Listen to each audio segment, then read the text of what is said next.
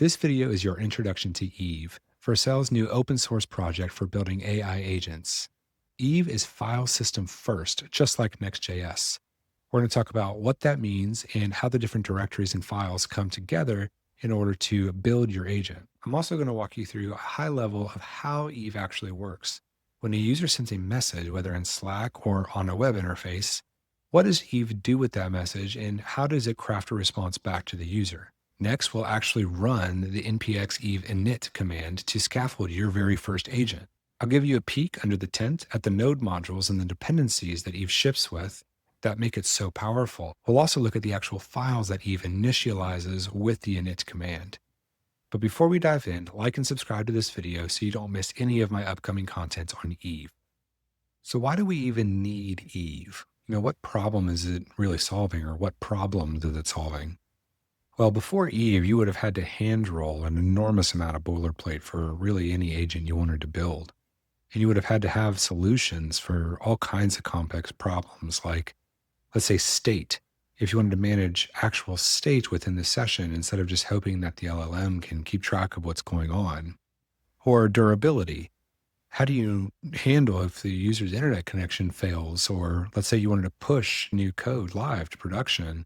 What does that do to the session or the sessions that are in the middle of a turn or working on a step? And what if you wanted to give your agent a custom sandbox so that it could write and securely run, say, Python code on a set of files without putting your entire application at risk or your user's data at risk?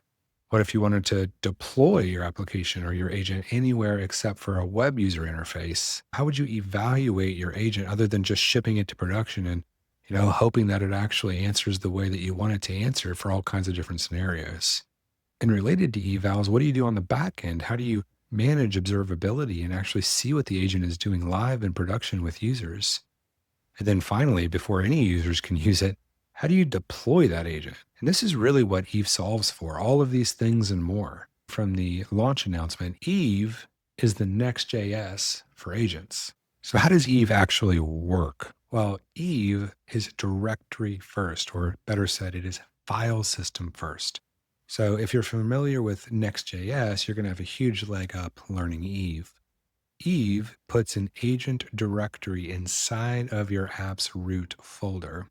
So if you look at the recommended layout from the eve.dev documentation, you can see that at the root level, we have my agent directory. And then you got your package.json and your TypeScript configuration for my agent as a project.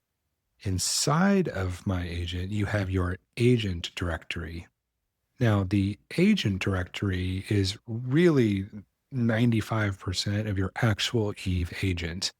And every file or folder inside of that directory is part of that Eve agent. It's going to get compiled just like Next.js compiles your web application.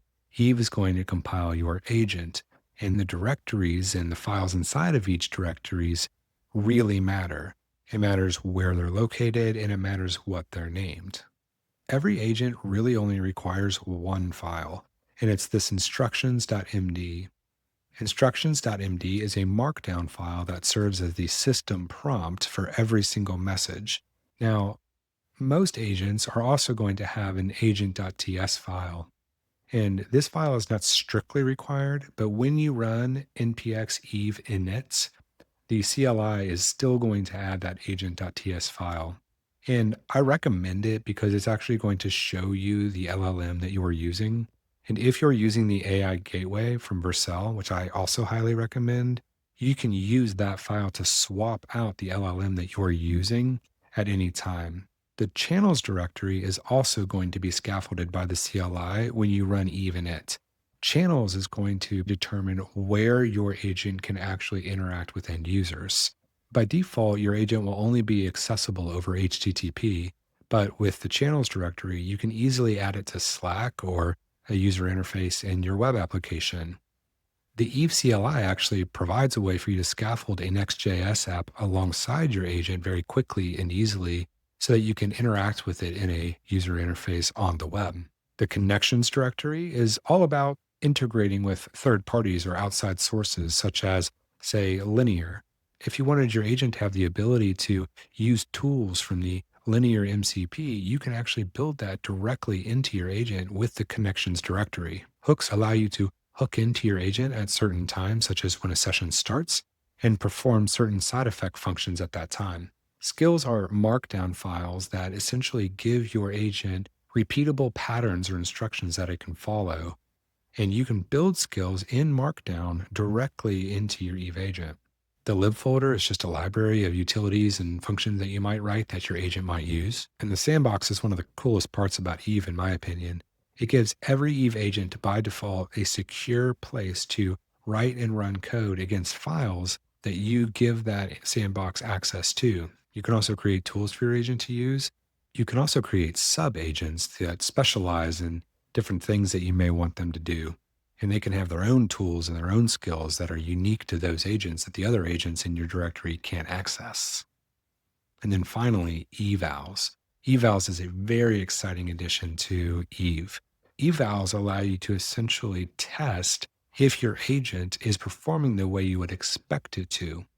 When I ask about the weather, does it actually call the get weather tool, for example? Now, before we dive in and build our first actual agent, it might be good just to get a high level view of how Eve works. At the top of this diagram in the white box, you see channels.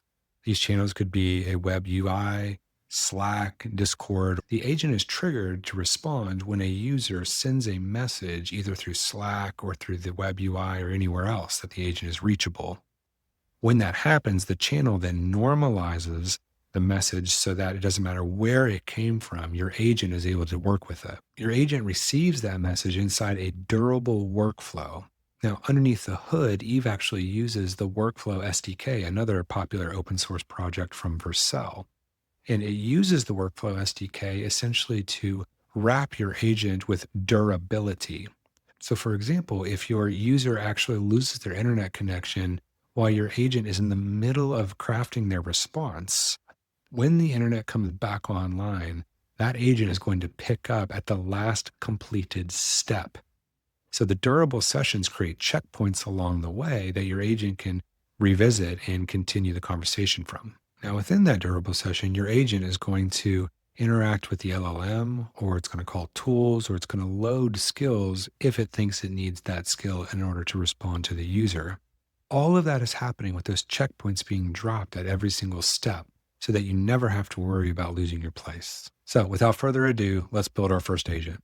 So go to your terminal and navigate to whatever directory that you put these types of projects in and type pnpx or just npx eve at latest init. You can also go ahead and name your agent at this step, and I will name this agent Ava. So the CLI is going to go ahead and scaffold the agent, and it's pretty much done already. There are a few extra steps that you can take. For instance, it's going to ask you if you want to talk to Ava in your terminal, if you want to open Claude Code, or if you want to open Cursor, at which point it's going to actually insert a prompt to scaffold your agent in Claude Code or Cursor. However, I'm going to go rogue and just double tap escape. The reason I did that is I want to go ahead and CD into the directory and open it in Cursor myself. If you navigate to the node modules and then find the Eve directory, you will also see a directory called docs. These are the same documentation that you'll find on the eve.dev website. The reason this is so incredibly helpful is because if you're using Cursor or Claude Code or any other agent to code with, that agent is going to be able to see the documentation from the Eve team, which makes scaffolding new agents very, very easy to do. Now, let's close that up and take a peek at the package.json. Now, when you look at the dependencies that ships with Eve, you'll see why it's so powerful. It comes with Nitro as its backend framework. It also ships with the AI SDK, the chat SDK, and the workflow SDK. The AI SDK is what gives it so much power when it comes to working with the LLMs. The chat SDK is the foundation for how the channels work, how you actually get an agent into, say, Slack. And then the workflow SDK is what powers your agent with durability. Now let's close this up and take a look at the agent itself. So in the actual agent directory that the CLI created, you're going to see two files in one directory. The first of the two files is the agent.ts file. This uses the define agent function that actually creates your Eve agent. Now, it's not strictly required, but I highly recommend it because this is where you can find your provider and your model. So, if I wanted to change this model, I could do so easily using the AI gateway that ships with Eve as well. All I have to do is select this string and use IntelliSense to find the new model that I want to switch to. And it's that easy. Save that file and then run in my terminal pnpm dev, and you'll see that I compile, connect to my agent, and then you'll see that I'm actually using GPT 4.1 Nano, which is exactly what I set when I defined my agent. Now, if I try to interact with my agent, you'll see one little issue. The AI gateway key has not actually been set yet. This is how you're actually able to interact with the model. So go to your Vercel dashboard, search for the AI gateway, and then click on API keys. Create a new key and save it to your .env.local file. I'm going to do that now. With that AI gateway key saved, I can now interact with the agent again, and you'll see no issues. It responds, "Hello, how can I assist you today?" Now comes the question of identity and purpose. What does your agent actually do? Let's ask it. What do you do? My agent simply responds that it assists with a variety of tasks, such as answering questions, providing explanations. It's very, very general, and here's why. In our instructions.md file, all it knows about itself is that you are a helpful assistant. But let's give it just a little bit more and see what it does. You're a personal finance analyst that helps me plan for retirement.